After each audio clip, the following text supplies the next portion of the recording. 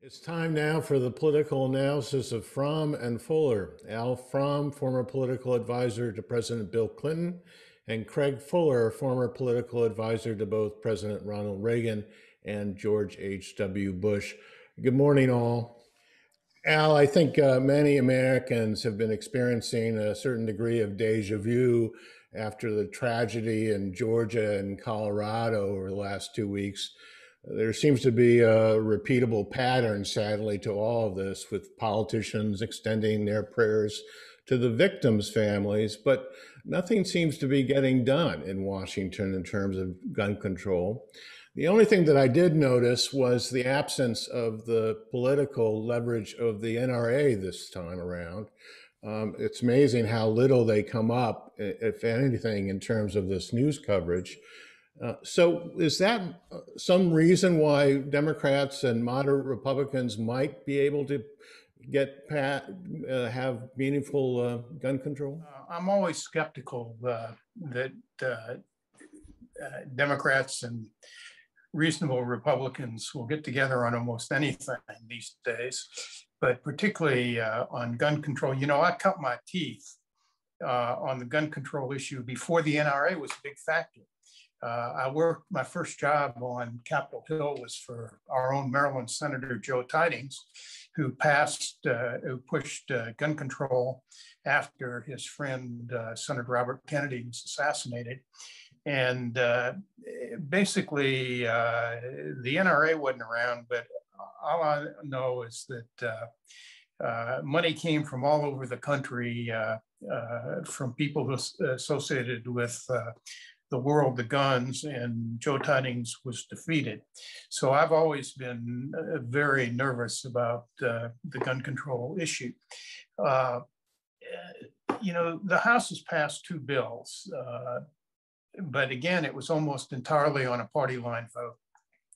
One would tighten the loopholes on background checks, I guess, to cover private sales and gun shows, and sales. And I think the two of them combined are actually the majority of gun sales.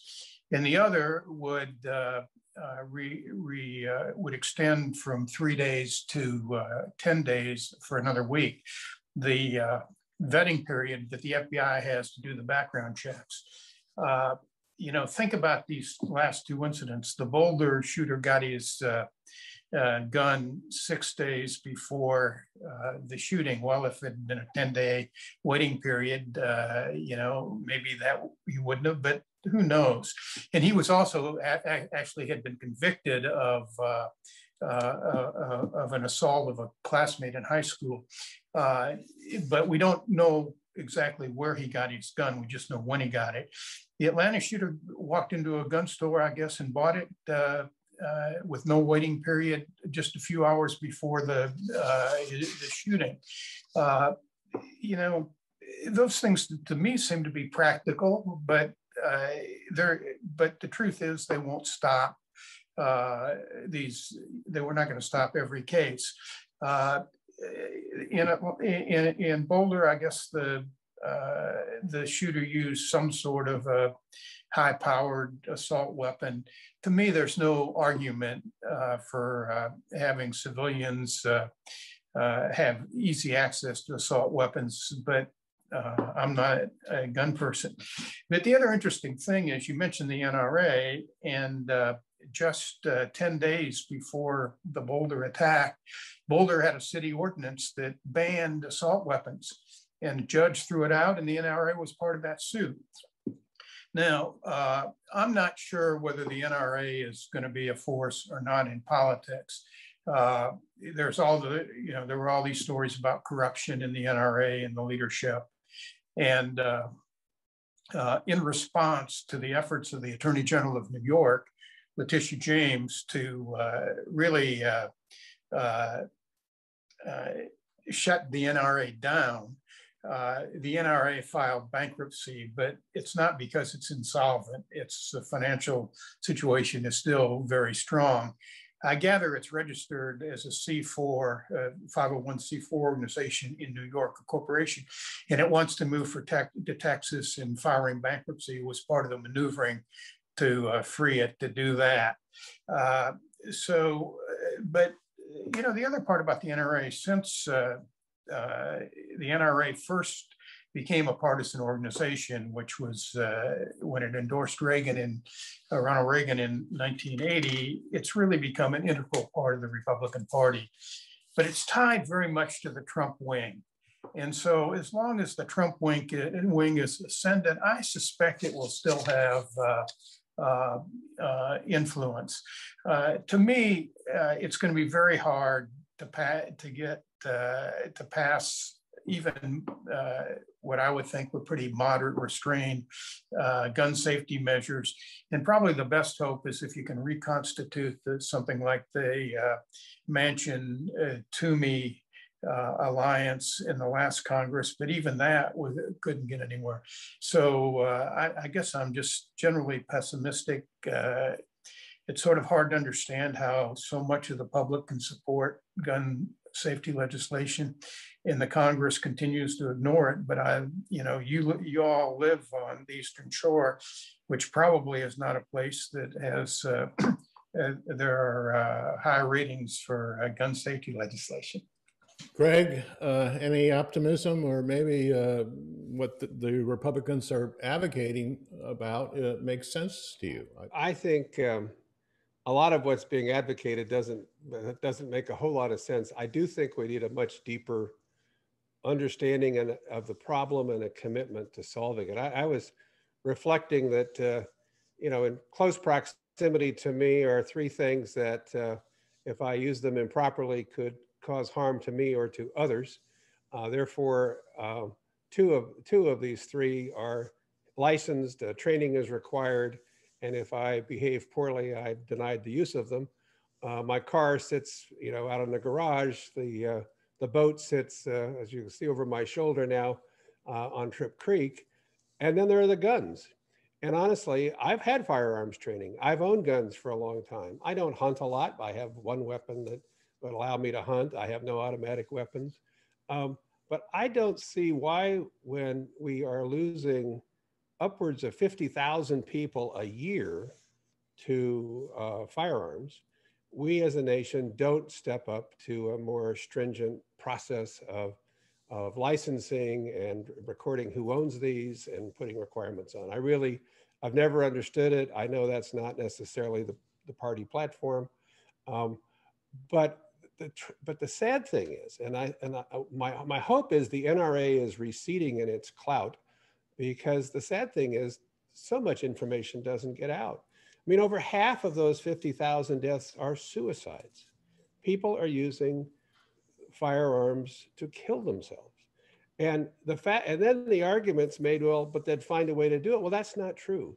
You make it more difficult for people to commit suicide, and fewer people die from suicide.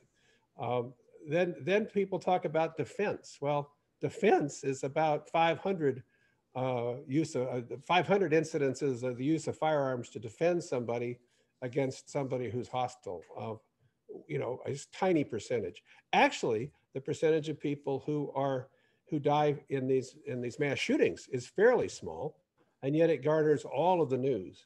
I just think we have to put a much greater spotlight on the damage being done. One of the statistics I saw suggested that now over 4 million people a year are injured by firearms. And the courses people take don't emphasize necessarily gun safety.